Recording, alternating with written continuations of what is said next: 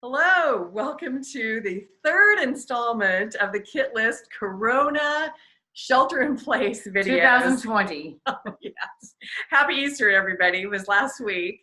But we're here, Kelly and Sue Connelly. I'm Sue, and this is my beloved sister, Kelly Connelly. Hello, guys. Good to see you all again.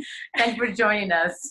And we actually have a guest today, René Siegel, who is actually an expert on consulting, and she's the head of a marketing consulting business, among other things.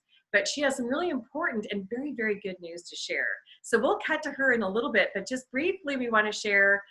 We were actually doing our stealth work of Operation Easter Bunny. We actually used safe, COVID safe policies and used gloves and masks to stuff Easter eggs with wrapped candy, and we put them in the front gardens of kids in our neighborhood with the permission of the parents ahead of time.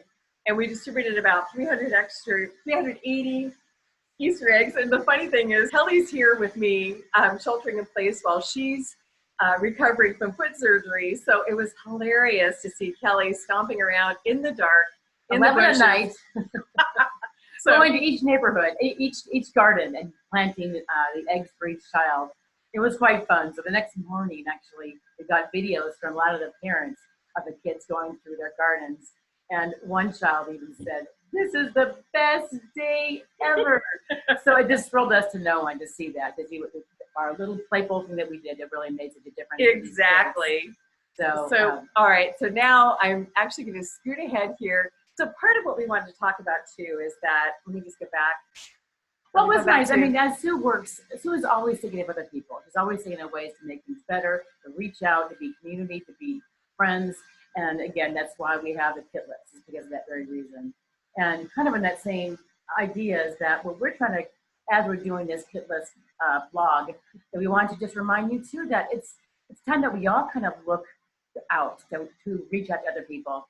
And kind of a reminder too that this is a time to connect with our professionals, our friends, our colleagues, and connect with them. So I would actually remind you all that once a day, maybe connect with outreach to one person, one colleague of yours, not only to see what they're doing, because a lot of people are actually hiring right now, but also to reach out and say hello, share what ideas that what you're doing, and also just to connect again to share information. Or even to have an accountability partner. Just have someone that you say, hey, let's just talk, once a day, check in, see what calls we're making. But when you're doing those calls, check on your friends and your colleagues to see how they're doing. And first, and then you can also make the ask later on if you're looking for a job, or if you know someone who is, or if you need some kind of encouragement, make that ask, and then also have it be reciprocal, because this is when we have this chance, and really kind of is this gift of time, not only to really firm up our relationships more, but then also to go deeper. And I'm going to do, because in honor of, Easter being last week and Passover, just a reminder that as we're all trying to stay fit, but also to go, was working on our friendship and our fitness. There's also our faith, and we are spiritual beings having a physical experience, and with all that, this is a worldwide situation, and it's scary. It's also something that is rich with heroics and really, really good things happening. So I kind of was thinking, Kelly and I, being Catholic, we were trying to do more masses and actually make Easter time and anyway. But what it is I kind of think of the word with Mother Teresa. She would tell people, if you are a Hindu, be a better Hindu. If you are a Christian, be a better Christian. If you're Jewish, be a better Jew. If you're Muslim, be a better Muslim. This is our time, whatever your spirituality, to go deep and pull on that strength and know that we're connected in a much bigger way. And this is a huge growth opportunity and in a myriad ways. So, because again, we're all home. We're all home in our own. We have the time and we have the privacy really to do this searching within ourselves, as well as then outreaching through our computers, through our screens, to our friends, to our colleagues, to those that are out there also in their own capsules. So this is our time. Yeah, and also springtime. And it's easy for fear to dominate, and I'm choosing to always look at it and from the bigger view and say, what's the positive thing here and what can we do? And then move to action. So what was so exciting? We were talking to René yesterday and talk about the burst of energy and enthusiasm and hope was what she was saying, what she's seen in her business and what she's seen in industry-wide with what's happening. Let's take it over, René, but it was quite exciting to see what you had to say and what you're seeing. So I'm actually going to do a quick intro. So this is our beloved René Siegel, and I'm friends, to our colleagues, to those that are out there also in their own little capsules. So this is our time. Yeah, and also springtime. And it's easy for fear to dominate, and I'm choosing to always look at it and from the bigger view and say, what's the positive thing here and what can we do? And then move to action. So what was so exciting? We were talking to René yesterday and talk about the burst of energy and enthusiasm and hope was what she was saying, what she's seen in her business and what she's seen in industry-wide with what's happening. But what was quite exciting to see what you had to say and what you're seeing. So there we go. There's René's lovely face. So we've had the privilege of knowing René for years, and she founded a company called Connext. And Connext actually has a team of consultants, primarily doing marketing and communications, but other myriad ways as well. And then also she does place people permanently. And so she's been an expert on our panels in the past, and we were talking yesterday, and she had some really great perspectives and great things to share. So René, why don't you take it away? I'll stop sharing this so people can see your lovely face. Okay. Hi, everyone. This is great. Thanks so much for inviting me, ladies. It's been crazy, right? Like nobody's planned, crisis communications plan included global pandemic like this. So it was really delightful talking with you and just kind of sharing stories. And honestly, over the past, I'd say week and a half, because I talk to all kinds of people in my role, I'm trying to do what you suggest, which is stay connected to colleagues, clients, students, other professionals, other small business owners, all kinds of people who are, those myriad facets of our life, right? Family members, everyone, and just kind of check in. And while I've been checking in, I've been hearing stories. And I've also kind of looked at how our business is shaping up.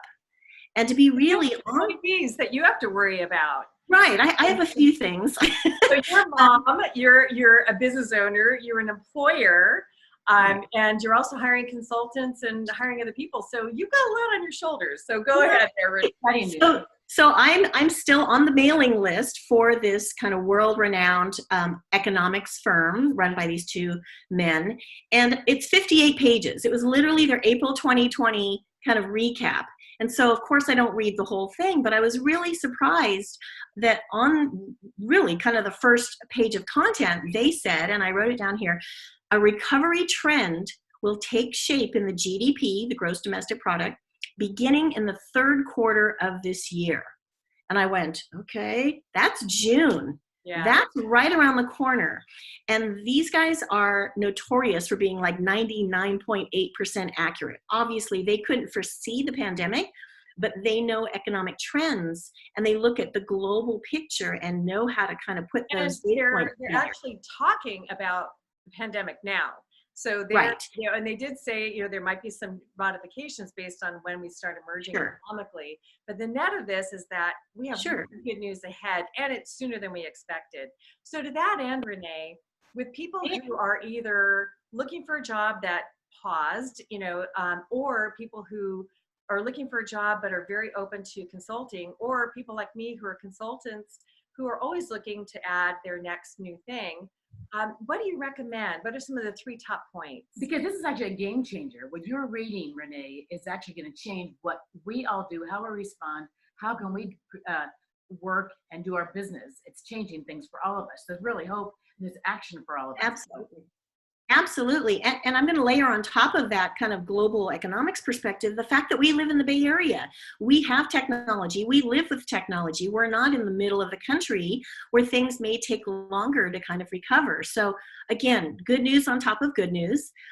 If you want to get really granular, we have time. we have the opportunity to use this time to, like you said, rebuild or reconnect with people in our network. You never know where that next project is going to come from. My team right now, of course, is intact. And to be honest, when the pandemic hit, I thought we might lose every one of our consulting contracts. And the reality is 80% of them are still intact. So we have a variety of consulting contracts, marketing, communications, demand gen, content writing, and 80% of them are still going. 60% of them, the clients are coming back and saying, when they finish in April, if they finish in May, we're already extending for another fiscal year, or we're extending for another 2 quarters. That's really, really good news. So you're hearing directly. Right. And also, what about the remote possibilities? You're saying that's increasing too, people working remotely or clients being open to that more? Right. So about half of our consulting projects required the consultant to be part-time on site, where the client could work side by side with them. Of course, now everything turned to 100% remote. So again, that's huge. 80% of the projects are sticking, 100% of them are remote, and we know that things aren't going to swing all the way back when this is over. We are literally going to have an opportunity to affect change because we've used technology and demonstrated that it works. It is possible to be highly effective using Zoom technology, using video, using the tools that we use every day. So to me, that's really optimistic. That's a really great sign for communicators, marketers. I think it's going to be exciting. And we've been hearing about some other groups that, the big event companies, and this is again, Kelly and I, when we're talking to our friends and colleagues and people on our network, they're saying that there's a big demand for people, these big event companies that have to pivot now and start learning how to do a lot of these events online, because the big events are not going to be happening in person the way they have for the immediate, probably longer term.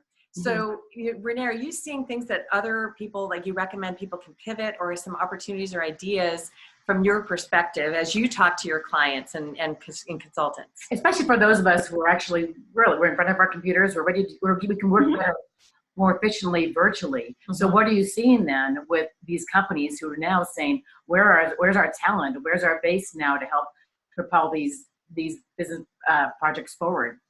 Yeah, I spoke with a client just the other day who had 43 different in-person events, from road shows to executive meet and greets to, of course, product-oriented launches. 43. They were all in person, and overnight they all had to become virtual.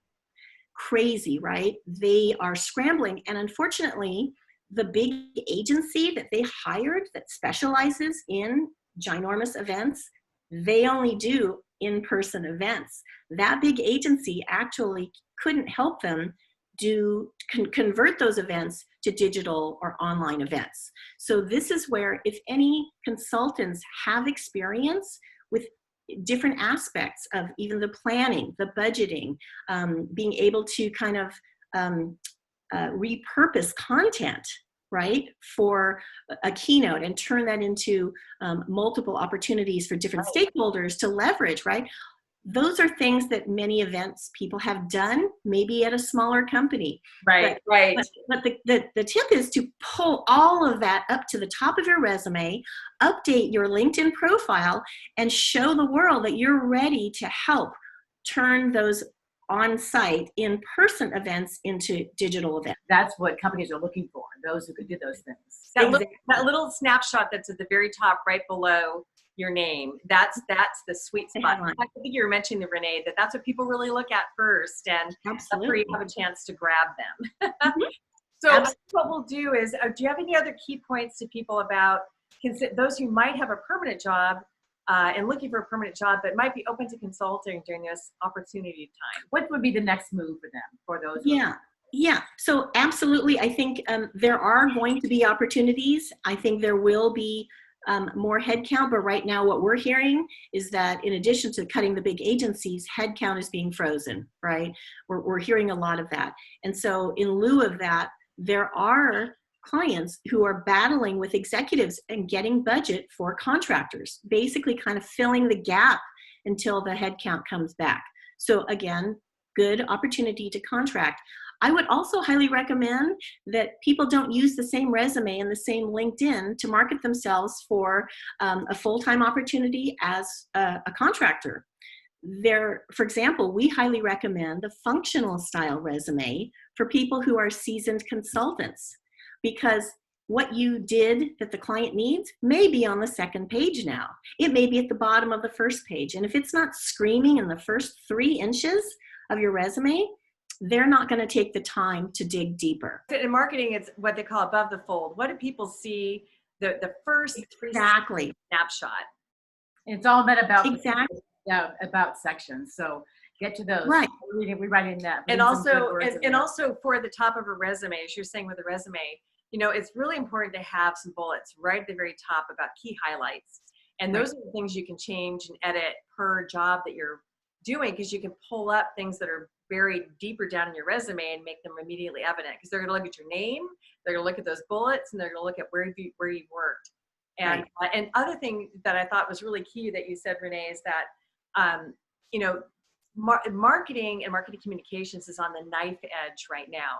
As companies are having to really try to drive revenue, how do they do that? They need people who can reach customers in new and better ways, and that's where the marketing experts, this is our time to shine. And so you need to make sure you get on the radar screen of either the employers, but more importantly, the people that would be hiring you potentially as a consultant, which Renee knows as well. There are many times when a consultant gets hired on a permanent basis too. So that's not necessarily a track to being a consultant. Exactly.